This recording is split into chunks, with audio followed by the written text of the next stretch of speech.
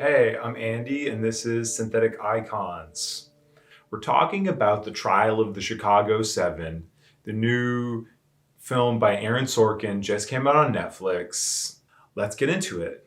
So, the basic premise is the Chicago Seven, Abby Hoffman, the rest of the guys are arrested for causing a riot at the 1968 Democratic National Convention in Chicago. There's an insane show trial of these like progressive political leaders tried by the Nixon administration's attorney general because basically the attorney general feels slighted by the previous administration's attorney general.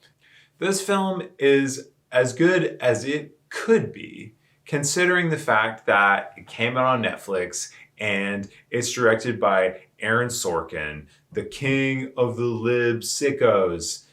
I have a theory that Aaron Sorkin's filmography is actually an alternate history of the decline of the American empire.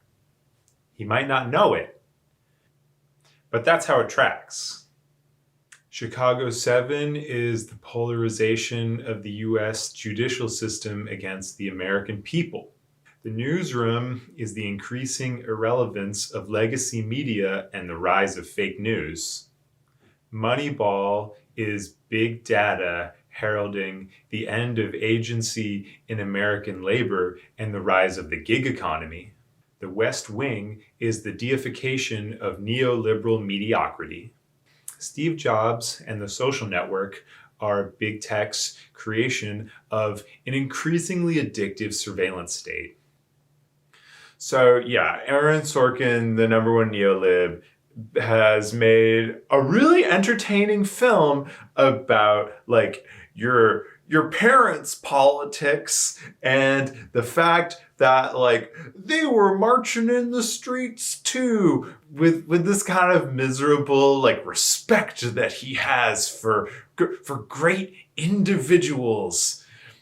I love Frank Langella so much as the most non-biased judge in the history of court. He is having so much fun being the evilest guy. Langella is an amazing villain. He's the villain in The Ninth Gate. He's fucking Skeletor in Masters of the Universe. Also, apparently, like, when interviewed about that, Langella was like, I'd always wanted to play Skeletor. I think he's an amazing villain. And I love this guy's veracity for truly awful people.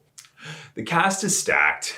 Frank Langella, Sacha Baron Cohen, Mark Rylance, Joseph Gordon-Levitt, Jeremy Strong, Eddie Redmayne, Michael Keaton. It's a lot of hitters. It's a lot of guys. Sorry, ladies. There are very few women in this film.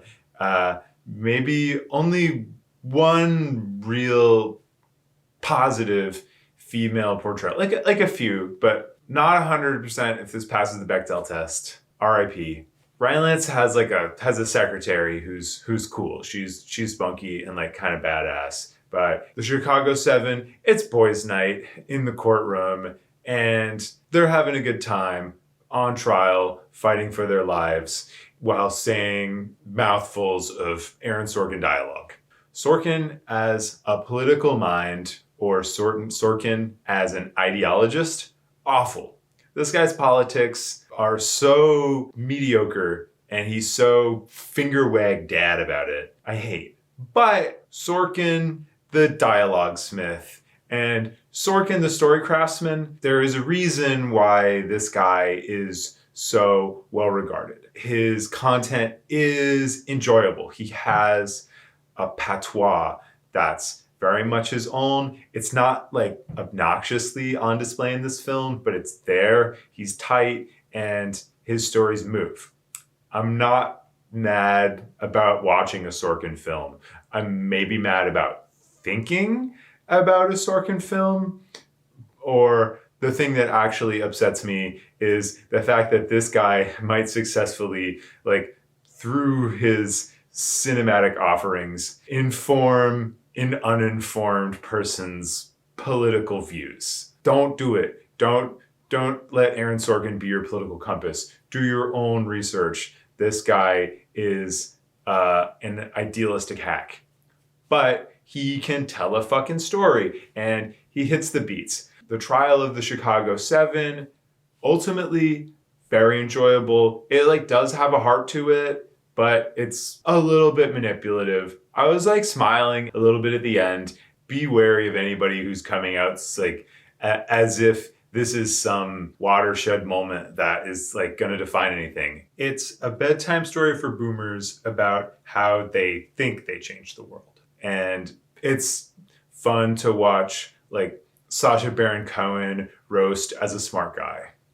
He does one of the worst Boston accents in the history of cinema. I mean, I guess Abby Hoffman's from Worcester. For the massholes out there, I literally had to Google where Abby Hoffman was from to just confirm that Sacha Baron Cohen was doing an absolutely disgusting Massachusetts accent. Maybe like that's how Abby Hoffman talked, but it was bad. Sacha Baron Cohen's British. He's a really great character player. Like Sacha Baron Cohen on your improv team, he's going to score every time. But I'm interested in his new like jump into serious acting roles. It's always fun to watch a comedian dip their toes into the dramatic world because those chops very often translate.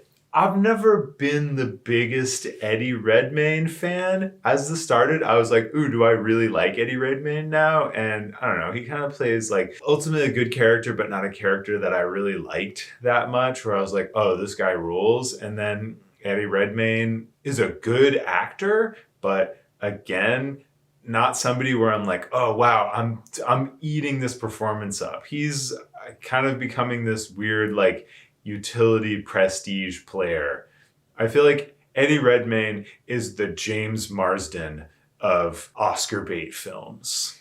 Mark Rylance hits another homer. Mark Rylance is a really interesting actor to watch. I love him. But let's give it up to my guy, Jeremy Strong, turning in a great performance, fully inhabiting the character without chewing scenery, disappearing into it. I at one point like squinted at the screen, knowing Jeremy Strong was in it, watching him in a scene, and had to remind myself that it was him. I thought he did a really good job. Obviously under under a lot of hair and a beard, disappearing into a role while at the same time like owning it and making it his own.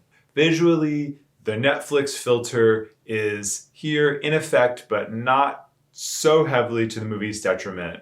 I'm still interested in what the fuck Netflix's weird technical specifications are that make every movie kind of feel like they were birthed from the same mind that is their platform. There's something going on. If you have that, send me the memo. I want to know. So yeah, watch The Trial of the Chicago 7. This is an enjoyable film, and it is a cool history lesson, however much of it is or isn't true, about a time and a place in America. So if you're fired up for a history of progressive boomer politics, then strap yourself in, because it's a good ride. I say watch it and have fun, but at the same time, don't act as if this movie is going to change anyone's mind past its prologue. And there are some interesting ideas to pull from this film. Its heart is in the right place, even though it is encumbered by the fact that it's a Netflix film made by our highest tier neolib content creator.